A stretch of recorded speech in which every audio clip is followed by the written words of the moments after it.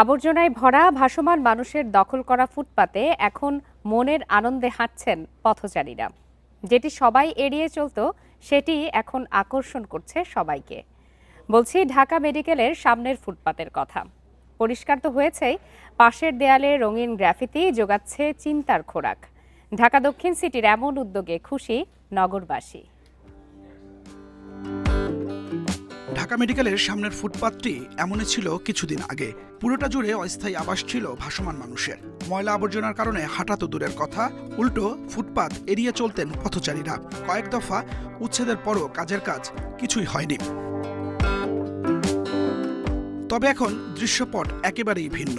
দখলমুক্ত ফুটপাত ফিরে পেয়েছে তার আসল রূপ। যুক্ত হয়েছে নান্দনিকতার ছোঁয়া। দেয়ালে আঁকা গ্রাফিতি এনেছে নতুন মাত্রা। ঢাকা দক্ষিণ সিটির প্রধান বর্জ্য ব্যবস্থাপনা কর্মকর্তা বলছেন, পরিকল্পিত উদ্যোগ আর কঠোর নজরদারির ফলে এমন পরিবর্তন সম্ভব হয়েছে। অনেক আর্টিস্ট চলে গেছে এখান থেকে। এখানে কিন্তু আমরা ডেড বডি এখানে কন্টিনিউয়াস পেয়েছি।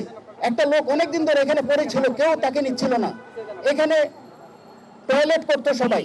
এখানে কিন্তু আপনার দোকানপাট এবং এমন একটা অবস্থা ছিল যে এটা আমরা যদি আজকে থেকে 4-5 মাস আগের কথা চিন্তা করি এবং আজকের কথা চিন্তা করি, আমার মনে হয় আকাশ এবং পাতালের সাথে পার্থক্য করা যায়। যে কোনো উপায়ই হোক ফুটপাতটি দখলমুক্ত রাখা হবে বলে জানিয়েছেন দক্ষিণ ঢাকার প্রশাসক। কারো পেটে যাতে লাথি না পড়ে সেটা আমরা দেখবো, কিন্তু আবার ঢাকা শহরটা যাতে সুন্দর রাখা যায়, ঢাকা শহরটা যাতে মানুষের চলাচলের জন্য যোগ্য রাখা, এই একটা ফুটপাত। আপনারা বলেন এতদিন কোনো মানুষের মধ্যে হাঁটতে পারছে? কেউ হাঁটতে পারে না। এটা তো হলো না, তাহলে কিভাবে হবে? তাহলে যেখানে যেটা দরকার সেখানে সেটাকে থাকতে হবে। মানুষ এখন আনন্দ নিয়েই হাঁটেন এখানে। যানবাহনের যাত্রীদের মুখেও থাকে মুগ্ধতার চিহ্ন। এ উদ্যোগ টেকসই হলে নগর জীবনে ইতিবাচক পরিবর্তন আসবে বলে মনে করছেন রাজধানীবাসী। Adilur Rahman, independent news, Dhaka.